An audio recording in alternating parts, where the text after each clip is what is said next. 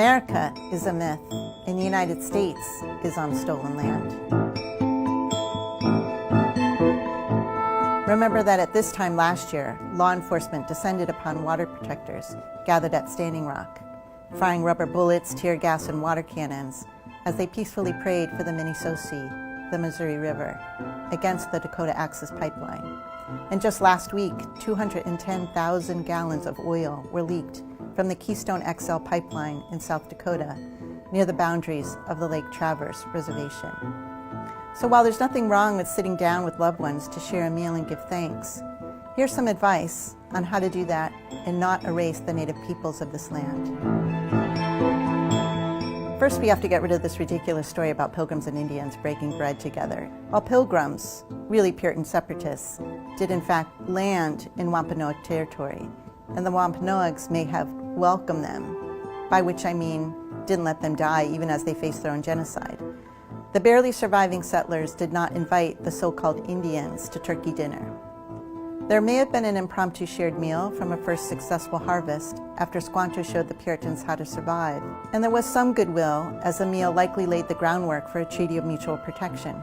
That didn't last long, however, because in 1637, English settlers massacred over 700 Pequot Indians.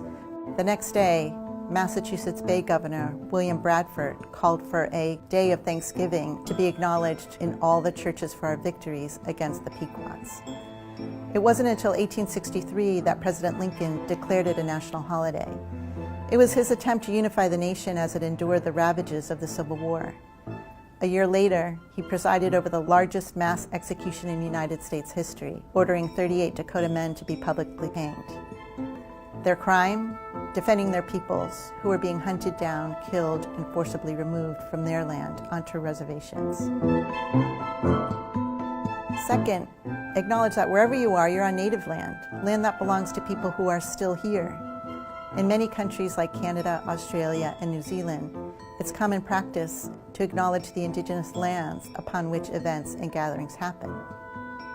If you're unsure about how to perform such acknowledgements, the U.S. Department of Arts and Culture just produced a guidebook called How to Honor Native Land.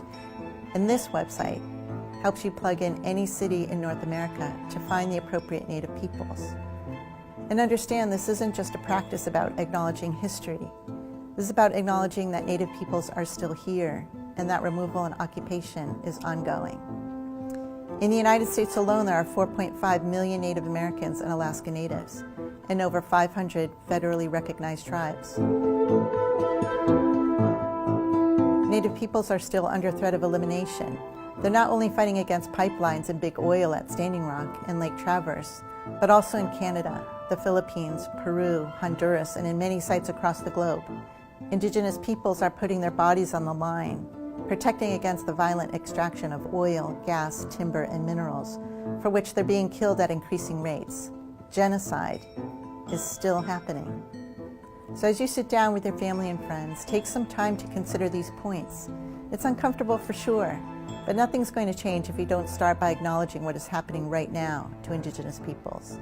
But also be thankful that despite centuries of irregular warfare, we are still here. We are professors, doctors, lawyers, musicians, artists, poets, chiefs, mothers, and protectors. Teach yourself and help others to learn that Native peoples persist, fighting each and every day for this nation to honor its treaties, and in so doing, to live up to its promise.